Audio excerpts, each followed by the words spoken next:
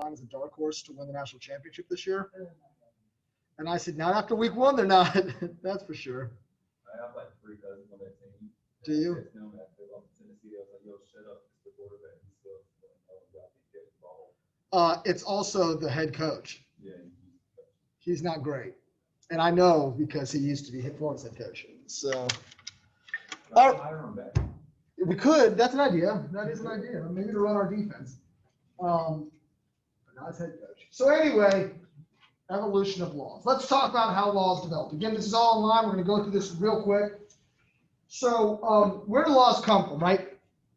Initially, laws actually found their first basis in norms and customs, right? If I were to ask this class, we're doing an exercise right now, and I were to say, we're taking everything out of this classroom, all that's going to be in here is the 4 laws. You guys decide how a classroom should be run in college. What are some of the first rules we would make to how to run a classroom? What's something we would want? Communication. How so? Great question. Good. All right. So other than communication, what would we want? Or how would we want communication to work?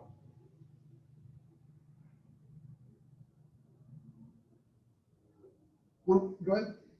Well, we would probably designate like if one person to be the leader or teacher or whatever they need. Right, so we'd probably set up that there was a teacher. What else would we want to set up? Good. We come to class at certain times. We'd set up the times and days the class met. Would there be tables or desks in the class? Would we have recliners? Well, yeah, but we can set it up however we want to, right? We can make it just like a big hot tub, bunch of bean bags, right? Would the bean bags be organized in some capacity? Would everyone be facing one direction? Presumably. Why is it that if we could completely change the way education works, that we would set up a set time and a place with a teacher and students, with chairs organized in a way that everyone can see?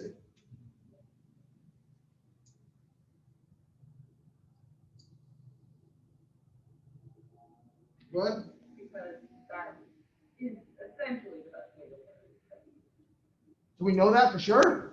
Probably not, but that's the best one we can think of. Right, so presumably that's the best way to learn, and we have norms and customs that always just say this is how we did it.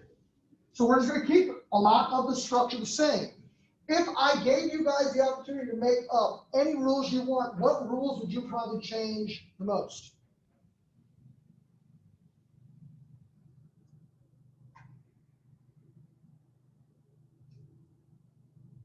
Maybe how the grades were handled, maybe if attendance was required, and that's probably where you focus the majority of your attention. But the basic structures of the classroom wouldn't change, right? And so laws have always found their basis in norms and customs, and societies as a whole are all really kind of structured very similarly. If you listen to Democrats or you listen to Republicans, the other one is an existential threat to our society. Realistically, what changes in your life when the Republicans are in power versus the Democrats? Realistically, not much, right? Because it's only these little nuanced changes that get made versus these larger structural differences to societies when they take over, right? And so all law kind of has this origin in norms and customs of the different societies that they evolve from. And so there's 3 kinds of stages of legal societies: primitive, transitional, and modern legal societies. These primitive legal societies, if you think of them as your family unit, the way your family is run is almost like the way a primitive legal society will be run, right? The emphasis was on the clan. Laws are not written, right? If you were to ask your mom, show me where in the rule book it says I have to be home by 10. Can your mom pull out a rule book and show you where curfew is clearly defined? No. she says, you better be home at 10 or you get the wooden spoon. She was anything like my mother. Although by the time I had a curfew, I guess, the wooden spoon was no more. She broke one or two of my tuckus though. It's really wooden spoons, I guess. But there was no real developed political system. The leaders, our kin leaders, council of elders, or chiefs, courts are very temporarily assembled. Have you guys ever had to suffer through a family meeting with your family? Sit down, we're having a family meeting. What a thrill those always were, right? And so those are kind of like the courts in primitive legal society. So if you think about it, the way we run our families are kind of like these primitive legal societies, right? There was no individual possessions and emphasis was on the common good. There was some substantive versus procedural rules, but not a lot. In your family, so first of all, what's the difference between a substantive and a procedural rule? Substantive rules or laws are what?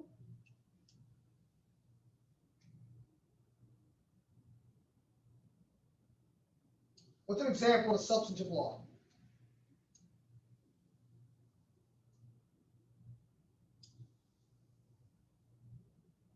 Substantive laws are things that are thou shalt nots, right? Don't kill, don't rape, don't murder, don't burn shit down, right? That's a substantive law. Procedural law. What's a procedural law?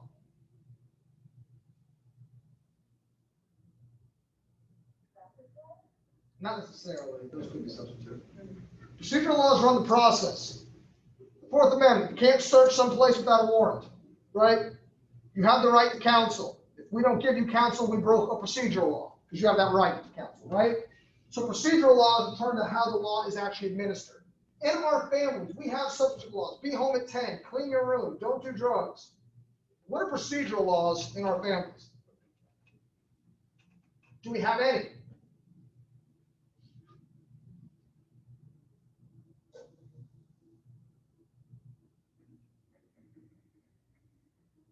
There are a couple.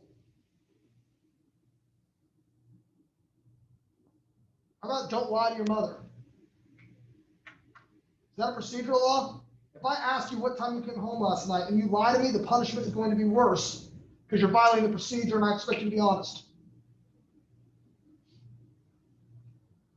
So there is some procedural law, but it's not as strong. Mostly it's substantive law, right? In transitional legal societies, we suddenly had this problem, right? Clans started to merge, family units started to merge, and there were integration problems. There were different expectations for education, different economic systems, different political views on how things should be run. So due to need, and that's a big theme in this lecture, need, we had to start integrating and making clearer distinctions between substantive and procedural laws. We had to have more clearly defined rules. We maybe needed to start writing down the rules. Start having judges that are set judges because we started to have these problems as society got bigger. If you, for example, right, in your household, you don't need to have rules, but what if you live in a neighborhood with an HOA? Suddenly there needs to start being some kind of rules, right? However, this is a beautiful example that just happened in my HOA, which is a real treat to live in. During COVID, we had lockdowns. Kids weren't allowed to go to school. One gentleman in the neighborhood bought a basketball hoop, put it up at the end of his driveway, and said, anyone in the neighborhood, if you want your kids out of the house, come on down and play basketball on my basketball hoop. The HOA lost their minds and said it is a violation of covenants and restrictions to have a basketball hoop. Response from the gentleman was, we're in a pandemic. Everyone's stuck at home. Why not let the kids express themselves and get out energy in a pro-social way so they don't decide to start buying bottles of spray paint and repainting our houses for us? The HOA said, you can keep it up as long as every night, at the end of the day, you wheel it back behind your fence in the back of your house and lay it down so it can't be seen from the road. He said, that's stupid. I'm not doing that. And they said, well, then you're going to get fined $25 a day until we're out of here. He said, I would like to appeal this decision. And they said, we don't have that process.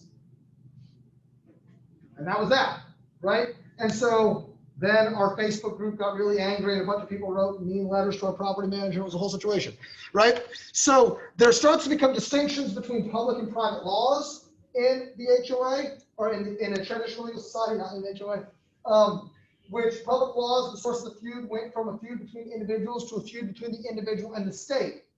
Really, who's the HOA made up of? Just the people living in the neighborhood, right? But the feud isn't between two individuals. The feud becomes HOA versus Josh Behl, right? Which that feud usually involves weeds in the yard, because I'm not trying to go out there and sweat on accident, you know? So I believe in all natural landscaping. Private laws also regulate relations among non-political units and affect individual family or unit. If my neighbor is constantly blowing his grass clippings into my yard, which he doesn't do, but if he did that, I can't really go to the, I could go to the HOA for that. They might try and step in, but the HOA is not going to out of nowhere come in and say, whoa, whoa, whoa, stop blowing your grass clippings in, right? Because that's not a public issue, that's a private issue.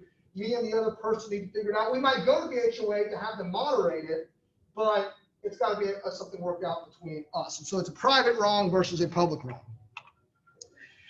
Distinctions between criminal and civil law also develop. Now, this is one of the things that's going to be super annoying. And I will admit this right out of the gate.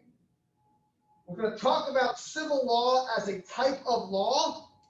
And then today we're also going to talk about civil law as a civil institution. These are different things with the exact same name.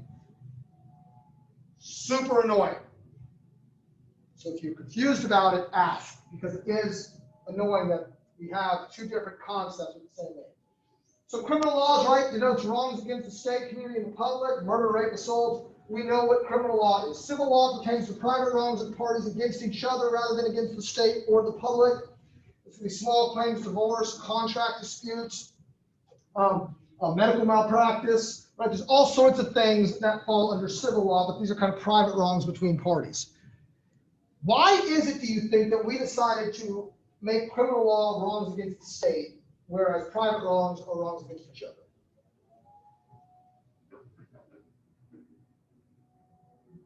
Let's say, it's not a secret that Jamarcus has very weird team allegiances to the worst team in the state of Florida, right? Mm-hmm. Let's say he comes in talking crap about FSU and I just slap the hell out of him. After he got done beating me up, right? Why is it that the state would step in and say, Dr. Behl, you can't go slapping students. We're going to arrest you, and the state is going to pay, and the taxpayer is going to pay because you slapped Jamarcus? Isn't that technically kind of a private wrong between the two of us? So why is the state going to step in and call it criminal?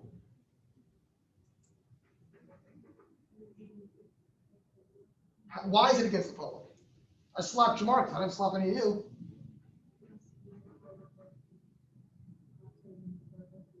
So he's part of the classroom, he's part of the Florida community, and take that a step further, because you're right. What does that do to the Florida community and specifically to the classroom? Well, it not only makes us look bad publicly. If I slap Jamarcus in front of all of you, would you guys feel a little anxious coming to class in the future? Why? Hit anyone else? Yeah, because when the hell's my time to get hit, right? When are you going to hit me? And so the state will step in and say, hey, you cannot do stuff because it erodes the trust in society as a whole if you're running around slapping people, because they're wondering when they're next, right? And so this distinction matters. Now, if I have a contract with Jamarcus and say, Jamarcus, you can rent a room from my house. I obviously would never do that because I would never rent to an FSU fan. But not because he's a student, it's because he's an FSU fan. I want to clarify that. So if I did that and Jamarcus goes, joke's on you, I'm not paying rent. Does that erode public trust? Is anyone worried like, well, when am I not going to have rent paid? Not really, right? And so there's no point in making that criminal and having the state pay for it. So we keep that in the civil realm, right? And that's really kind of the big distinction between criminal and civil and why we have criminal and civil. Now, What's important to know, and this is kind of a slight tangent, there are things that are both criminal and civil. There are intentional torts like assault and battery that are criminal and civil. O.J. Simpson was found not guilty of killing his wife criminally. In a civil wrongful death suit, though, he had to pay her family several $million because he was found liable for her death, which is a different standard than in criminal courts. So this increased differentiation, the roles in court emerge. You can see all this online. And then modern legal structures, all of the traditional legal structures are the same, but courts really kind of found their stride. And they have an important role in mediating and mitigating conflict. There's appeals procedures that are made, and there's differential policing, and legislation becomes more comprehensive in our modern legal system like we have it today. One of the keys to the development of law from primitive to modern is relationship of the individual to the state.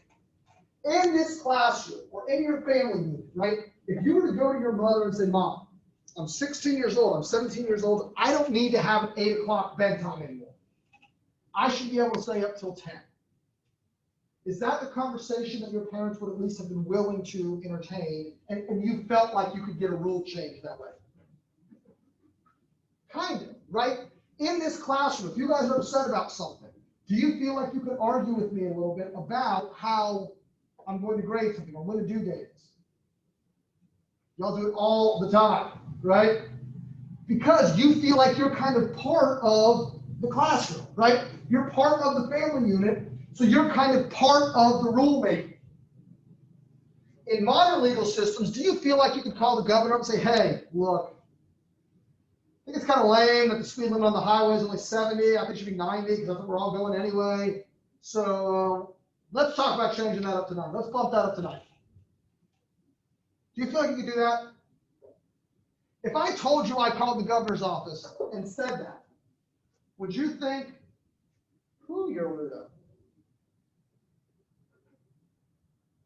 Why is that weird? Aren't our elected representatives there to represent us? If that's how I feel, why can't I do that? Why is that weird? I agree, it's weird. So why is it weird? Good. It's kind of this understanding that it probably won't change. There's an understanding that it won't change. Also, is the governor ever going to call me back? Probably not, right? Because there's this idea that in primitive societies, we're at kind of one with the law. We're part of the law. In modern societies, we kind of feel outside the law. The law is something that's forced on us by these outside influences. We can't really help bring about or slow about change in the laws, right? The evolution goes from one with the state to one before the state, right? And so we are at the mercy of the state in a modern legal system versus being one with the state, which kind of also ties into our reading with the man from the country that we may or may not have actually read. So, major legal systems, here we go. We changed civil laws now. We're not talking about individual wrongs against each other. We're talking about a civil law system. On the exam, you're going to see civil law in both contexts. If it talks about civil law systems, that's different than if it's talking about civil law as a type or category of law. So make sure you pay attention to the wording of the question to know which one we need. So civil law is derived from Roman law, and the basic source of law in civil law system is organized under codes rather than case-by-case basis found in judicial decisions. So the code is a body of law that's commonly used in Europe, and legislation is the primary source of laws. So the way a law gets passed, right? If we wanted gay marriage to be legal in America, the way that it would work is Congress would pass a law in a civil system. Congress would pass a law, it would say gay marriage is legal, the president would sign it, and then voila, gay marriage is legal, right? Contrast that with common law. In common law, the basic source of common law is judicial decisions rather than codes. The judge seeking in each new case to adapt the principle worked out in the previous case with new facts and circumstances to achieve justice. This is the basic source of law in English-speaking nations, so Australia, UK, and America. and the emphasis is on judges. So in a common law system, the Supreme Court says it's actually illegal to outlaw gay marriage, therefore gay marriage is allowed. That is now the law of the land, and that's how it works. How did gay marriage get legalized in America?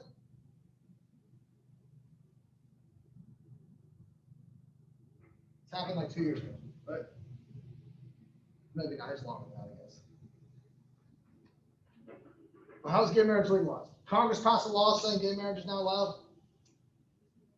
The Supreme Court said gay marriage is now a thing, therefore we have gay marriage. There is actually no law on the books that recognizes or suggests that gay marriage is legal. There is no law on the books that says women have an affirmative right to abortion. The Supreme Court made those decisions because our system is a common law system with the emphasis on judges. That's why people are having a conniption right now about RBG dying. One side is way too happy and one side is way too angry, right? Because the court has potential to be a 6-3 conservative majority. With the emphasis on judges, meaning conservatives are going to control the courts, and they can potentially legislate from the bench. Now, typically conservative judges eschew legislating from the bench, but notwithstanding, in a kind of group conflict perspective, Democrats want to stack the court if they get the White House and the Senate so that they have the power in the court. Conservatives want to have power in the court, right? Both sides want the power. Because in our common law system, there's so much emphasis on the court. So the differences in the methodological approach to law and the development of judges. You can read all this online. So the functions of law, there are many methods of social control, right? We have social control in this classroom. No one had to tell you on the first day of class when you walked in here. How many of you never had me as a professor before until you walked into this classroom? One of you, okay. Or even on your first day of class at Flagler. None of you had ever been Flagler students before. When you walked into a classroom, were you like, oh God, what do I do? Not really. Where were you going to sit if you walked into this classroom? Was anyone going to sit here? Why not? Because you guys know students sit in the desks, the professor stands up at the front, right? And so social control, there's all sorts of methods for social control, right? However, the law is a formal means of social control. There's explicit rules of conduct and planned sanctions, right? Legal institutions are responsible for creating and maintaining the rules and norms that define deviant behavior. So the law tells us what we can and can't do in a formal way with the consequences and people there to make sure they're enforced. Right now at Flagler, do we have rules of how we're supposed to walk around the buildings? Who is there to enforce those rules and make sure they're followed? Who? The areas. Right. Do you see people walk in the wrong direction? All the time. I see 3 or 4 people getting off the elevator in Keenan all the time. It's supposed to be one at a time, right? So we have rules, but without sanctions and officials, we're not really following, right? The law is formal social control in that matter. The law also has this function, and by the way, all of these different functions are exam questions, so it might be something like, which function of law suggests that the law is a formal means of dispute settlement? I mean, it probably won't be that explicit because dispute settlement is the answer, right? But there might be some questions like that. This is an alternative to other methods. Let's say Jamarcus and I can't agree on which football team is better, UF or FSU. One way we could try and solve that problem is arguing back and forth in front of this class and having the class vote on who made a more compelling argument. Obviously, I would win. Another way we could solve that dispute is we could go outside and fight to the death. I would think Jamarcus would win that one. Because I'm kind of frail, right? We could have a duel, right? I could try and punch him in the face to prove that I'm right. Is that the most effective way to solve a dispute? Not really. And so the law serves as this vehicle for dispute resolution that's nonviolent and that both sides can kind of agree is more or less fair, whatever that means. The law also functions as a mechanism for social change. This is an institutionalization of a norm for behavior and an internalization of the behavior that reflects this new boundary. Realistically, when gay marriage was legalized, there were a lot of states that had already legalized it on the state level. When it was recognized federally, did their life change really at all? Not too much. However, what did it actually do for them? Did they feel like it was a huge victory? Why? And their marriage was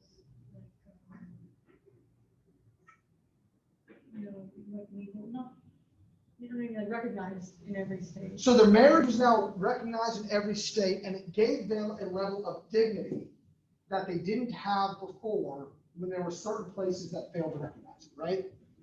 Did they still, their rights didn't change substantively that much in those states where gay marriage was already legalized, but the institutionalization and internalization of the behavior reflects that you are important to us, and we are recognizing this as part and parcel the same as heterosexual marriages.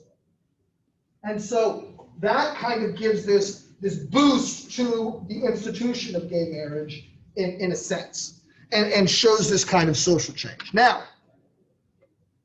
there are functions of laws, but there are also argued dysfunctions in laws, right?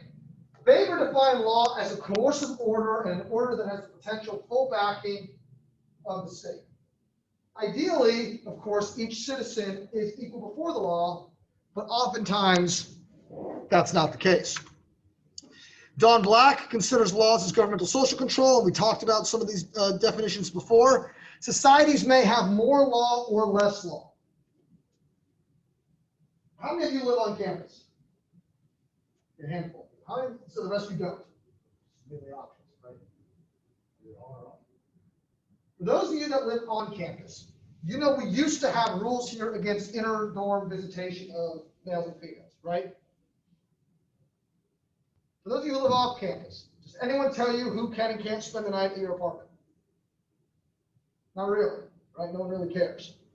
So when interhall was a thing on our campus and interhall violations were a thing, there was more law on campus than there was off campus, which is why a lot of students would try and get off campus, because they didn't want someone telling them who could or couldn't sleep over, right? So societies or organizations may have more law or less law. UF does not have an attendance policy for any of their classes that anyone's aware of, because there's 50,000 students at UF. It's impossible to track 50,000 students all the time, right? Flagler does, in some capacity, have an attendance policy. So there's more law on Flagler than there was at UF in terms of attendance, right?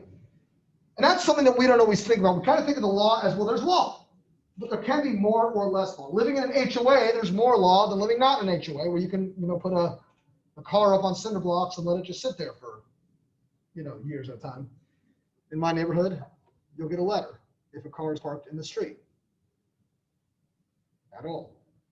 Because we don't allow street parking. So certain kinds of discrimination, according to Black, are inherent in the law itself. Rules in principle apply to everybody. Who here wears glasses or contacts and some kind of correct ones? 4 of us. The 4 best people in the class, right? If I made a rule that said, from now on, no corrective lenses allowed in class. You're not allowed to wear glasses anymore or contacts.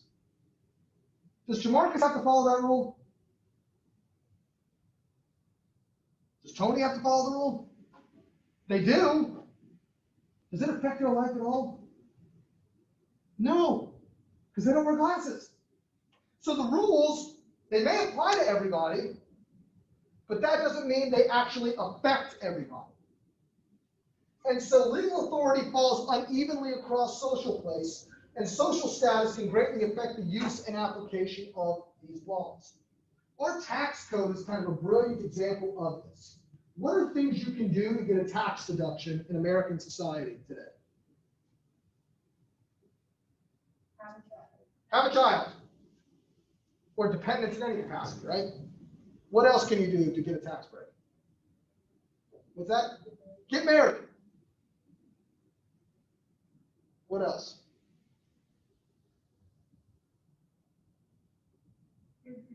Give to charities. Interest payments on your mortgage. You can write that off. Business expenses. You can write those off. What do most of those things take for you to have in order to get a tax break? You have to have money, it turns out, if you're going to give to charity.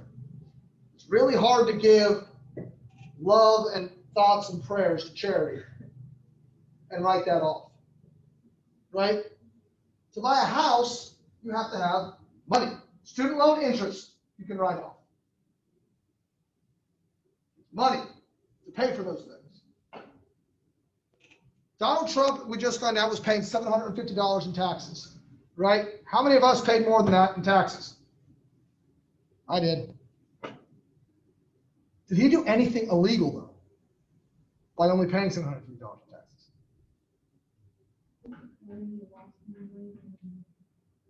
Yeah. Is that illegal? Are you allowed to lose more money than you make?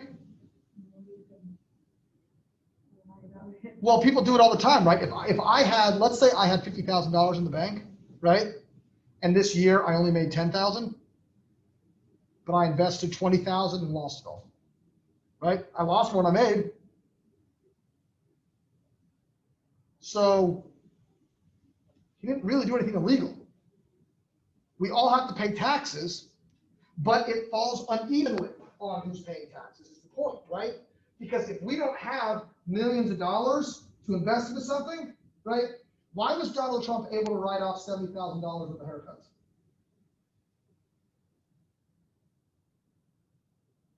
First of all, were they probably all his haircuts? No. He had this TV show called The Apprentice. Was he paying for hair and makeup for everyone as a business expense who was on that show? Probably, right? And so if he's paying for hair and makeup for everyone, that becomes a business expense that you can write off in your taxes. That might not be right. We might not like it, but that's the law, right? And so social status affects the use and application of the law. Can I write off my haircut because I gotta look good for the Fletchersons? Not really. Do people expect professors to look good? We are a particularly unattractive bunch, aren't we? No, Dr. Behl, you all look great. Thank you. Boy, yeah, well proud. Thank you. So legislation actually has highly stratified effects. This is one of my favorite quotes about law in the world. It's so beautiful. Law, and its majestic equality. Don't we love that? Majestic. Gotta love that. Forbids the rich and the poor from sleeping under the bridge, begging in the streets, and stealing bread. Do rich people sleep under bridges? Why not? They got a house. They beg in the streets. They have money. They steal bread. No, they just buy it. Yet both groups aren't allowed to do that. Who does that really affect, though? If abortion became outlawed tomorrow, how would that affect my life?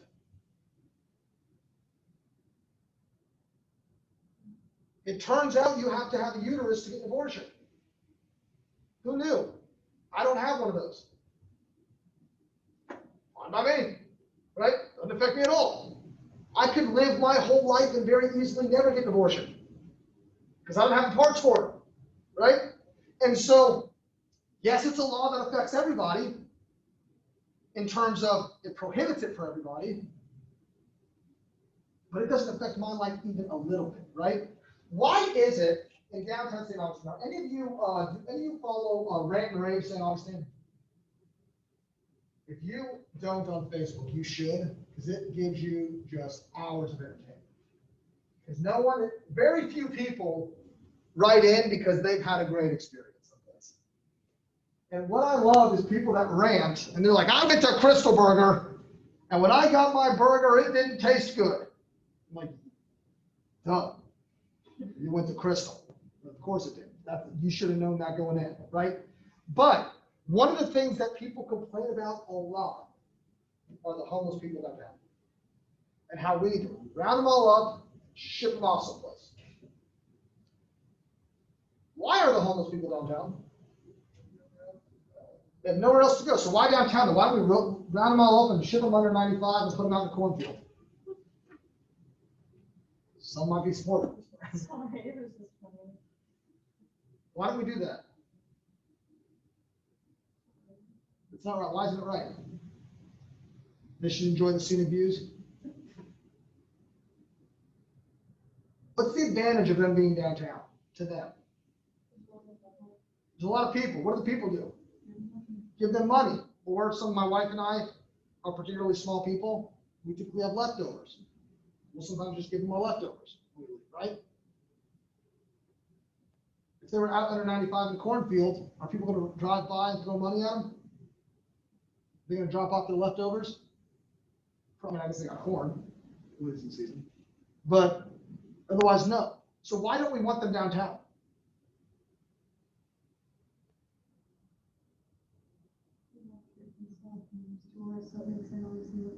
So people have kids and tourists, right? It makes it obviously look bad. So what? Are the homeless people dangerous?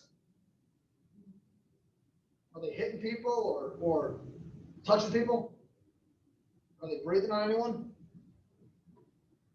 So they're not dangerous. Are they full of disease? Could be, could not be. If you're not making out with them, are you going to catch the diseases they may have? Probably not. So they're not dangerous, not really disease ridden. Why do we want them shipped out?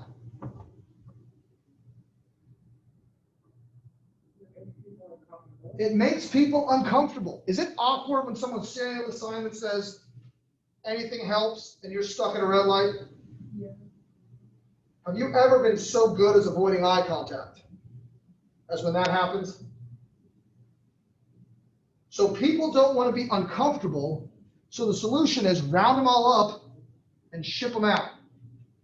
Maybe they'll die. Maybe they won't. Maybe they'll starve to death. Maybe they won't.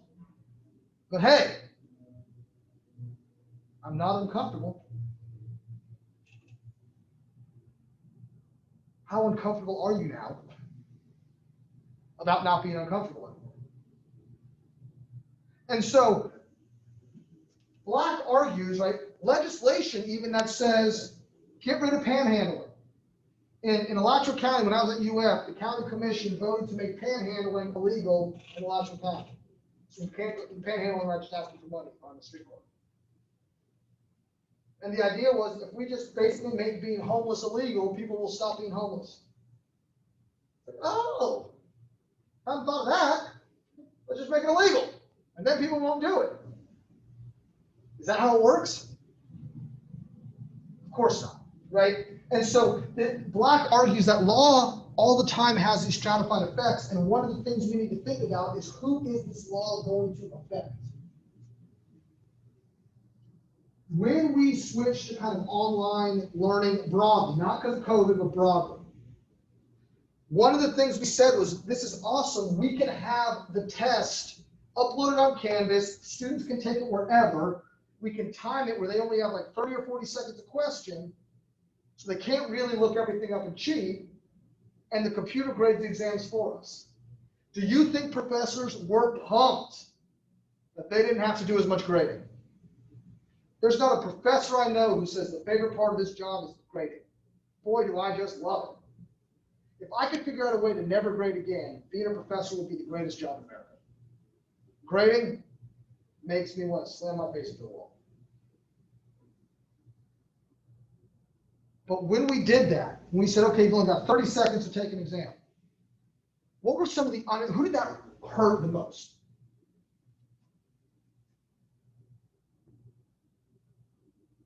Was that kind of a structural problem that added an unfair advantage to some people? How so?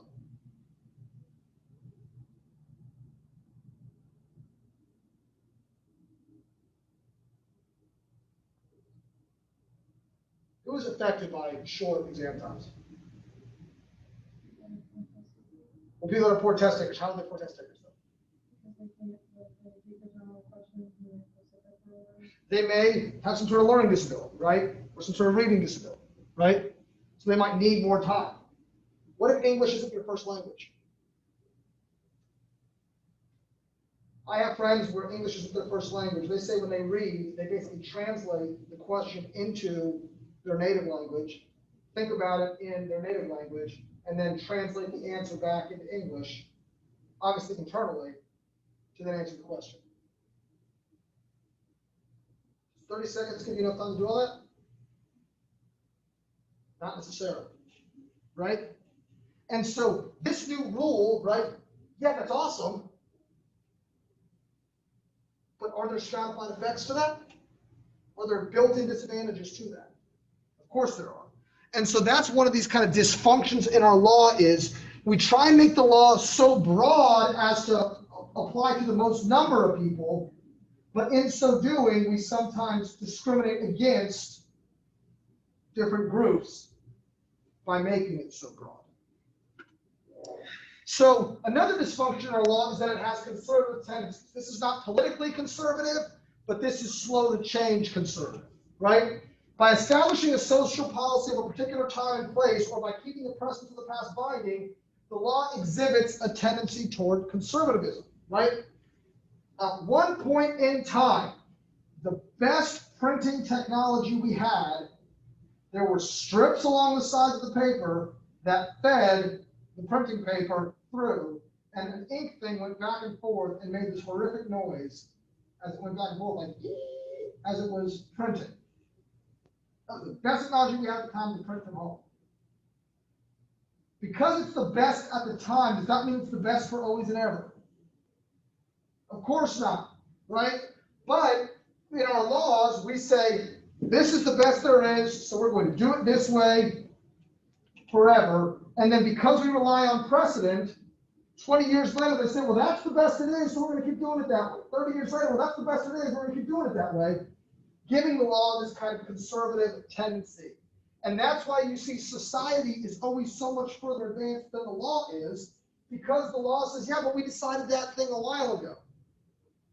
We don't want the law changing, right? Flagler's attendance policy gets changed like 4 times in 4 semesters, right? Does anyone know what the attendance policy is at Flagler right now? I don't either, right? Because it's changing constantly.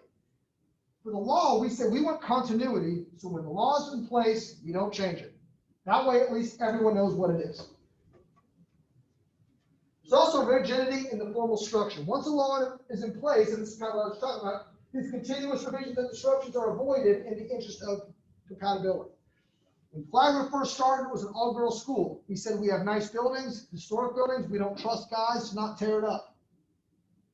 It took girls about 3 years of tearing it up to realize, ugh, all college students are animals. It's not just dudes.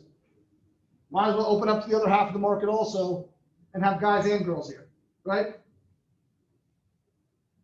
But in order to protect the women, absolutely no inter dorm visitations.